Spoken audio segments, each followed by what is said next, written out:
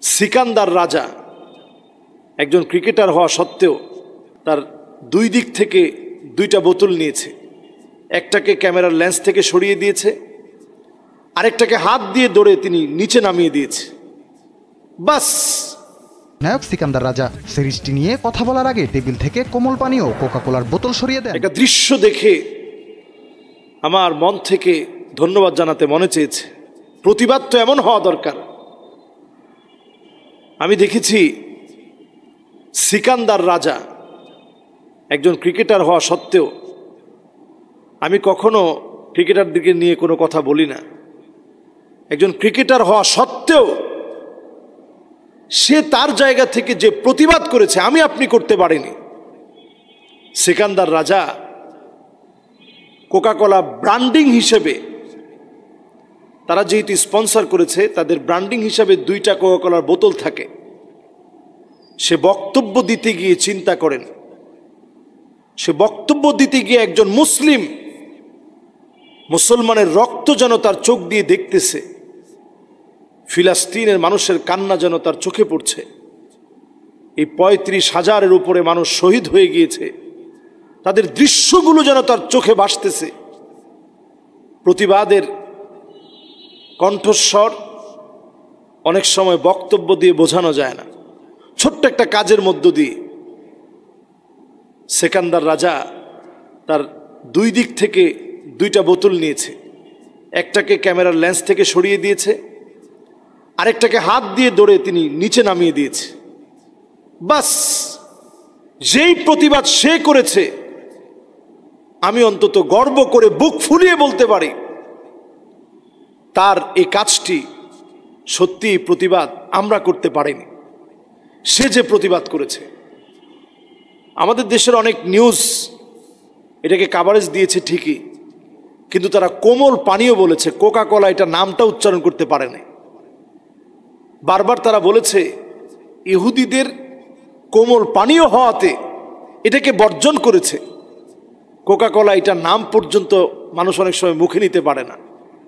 আমাদের দেশের নীরব যে একটা প্রতিবাদের সিস্টেম বয়কটের মধ্য দিয়ে চালু হয়েছে, এটাও কিন্তু বিরাট আকারের একটা জিহাদ আমি মনে করি। আপনি কাদিয়ানির বিরুদ্ধে কথা বলবেন, মাহফিলের মধ্যে আপনি গলা ফাটিয়ে কাদিয়ানির বিরুদ্ধে ওয়াজ করতেছেন,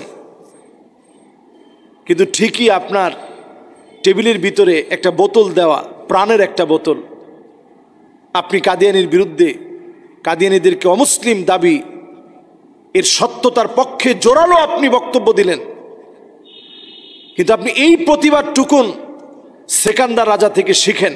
আপনি ছুঁড়ে ফেলেন, আপনি প্রতিবাদ করেন, তার কাছ থেকে শিখেন।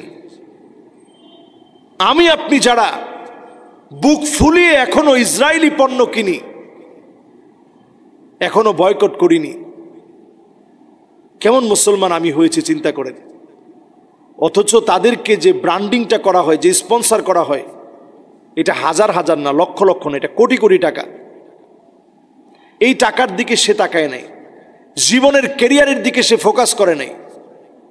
জিম্বাবুয়ের সে অধিনায়ক হওয়ার পরে, ক্যাপ্টেন হওয়ার পরে একজন পাকিস্তানের বংশোদ্ভূত, সে নাগরিকত্ব নিয়ে দীর্ঘদিন সে সমস্যায় ভুগেছে।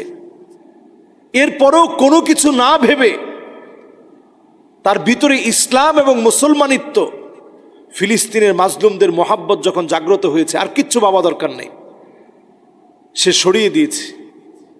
এই ছোট্ট প্রতিবাদ আমাদেরকে স্মরণ করিয়ে দেয়, ফালইউগাইয়িরহু বিয়াদিহি, হাত দিয়ে যার সামর্থ্য আছে প্রতিবাদ করতে হবে, জবান দিয়ে যার সামর্থ্য আছে এদের বিরুদ্ধে প্রতিবাদ করতে হবে, লিখনি শক্তির মধ্য দিয়ে যার সামর্থ্য আছে লিখে প্রতিবাদ করতে হবে।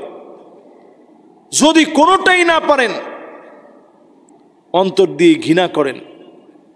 এটা হচ্ছে আদআফুল ঈমান, ইমানের সবচেয়ে দুর্বল ইমানের অধিকারী যারা, তারা অন্তর দিয়ে ঘৃণা করবে। অন্তর দিয়ে ঘৃণা করার অর্থ হচ্ছে আপনি কিনতে গিয়েছেন, ঘৃণা করে বয়কট করেন, প্রত্যাখ্যান করেন, তাদের পণ্যটা আপনি কিনবেন না। কিন্তু সেখানে গিয়ে যখন আপনি বুক ফুলিয়ে কিনেন, সেখানে গিয়ে যখন আপনি বুক ফুলিয়ে কিনবেন, তাদের প্রোডাক্ট খুঁজে খুঁজে আপনি কিনবেন, আপনি সত্যিই মুসলমানিত্বের পরিচয় দিতে পারেন নাই। এখন দেখবেন আমাদের ইয়ংরা এতটা অ্যাক্টিভ হয়েছে, তারা বয়কট লিখে লিখে কোন প্রোডাক্টের বিপরীতে আমাদের কোন প্রোডাক্ট রয়েছে এগুলো খুব সুন্দরভাবে তারা সন্নিবেশিত করে দিচ্ছে। আমাদের প্রোডাক্টগুলো চিনুন, দেশীয় পণ্য কিনে অন্তত আমরা নিজেকে নিজে ধন্য করি। তাদের প্রোডাক্টগুলো মুসলমানের স্বার্থে আমরা বয়কট করি। এই আওয়াজ এখন সর্বত্র ছড়িয়ে যাক। সুন্দর একটা দৃশ্যপটে যে প্রতিবাদ তিনি করেছেন, কিছু বলতে হয়নি, শুধু সরিয়ে রেখে দিস। এই প্রতিবাদ সর্বত্র ছড়িয়ে পড়ুক এবং আবারও আমরা অন্তরের অন্তঃস্থল থেকে আমরা ধন্যবাদ জানাচ্ছি ওই সমস্ত ভাইদেরকে যারা আমেরিকায় থেকে খ্রিস্টান হয়ে ইসরায়েলের বিরুদ্ধে প্রতিবাদ করছে। সারা ওয়ার্ল্ডে কিন্তু এখন প্রতিবাদের মিছিল চলছে, এটা গণজোয়ার চলছে। এটা কিন্তু বলে দিচ্ছে এটা আল্লাহ সাহায্য ছাড়া কি করে সম্ভব। যারা আমার মুসলিম ভাই না, তারা আজকে মুসলমানের পক্ষে কথা বলছে। এমনকি ইহুদিদের মধ্য থেকে কিছু ইহুদি তারাও পর্যন্ত এই ফিলিস্তিনের হত্যাযজ্ঞের বিরুদ্ধে দাঁড়িয়েছে। আজকের এই অবস্থান, হামাসের এই সমর্থন বলছে সারা ওয়ার্ল্ডের মোড়ল যারা, তারা বলছে সামনে কি নেতানিয়াহু কুলিয়ে উঠতে পারবে? আগামীর হামাসের হামলা হবে যুগান্তকারী হামলা, পাল্টে দিবে তাদের অবস্থান, ঘুরিয়ে দিবে ইসরায়েলের শক্তি।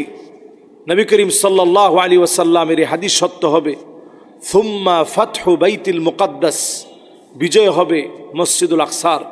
আল্লাহ রাব্বুল আলামিন আমাদের প্রত্যেককে বিজয়ের, ইসলামের শুভ সংবাদে অন্তত নিজের জায়গা থেকে প্রতিবাদ করে ইমানের পরিচয় দেওয়ার তৌফিক আল্লাহ দান করুক।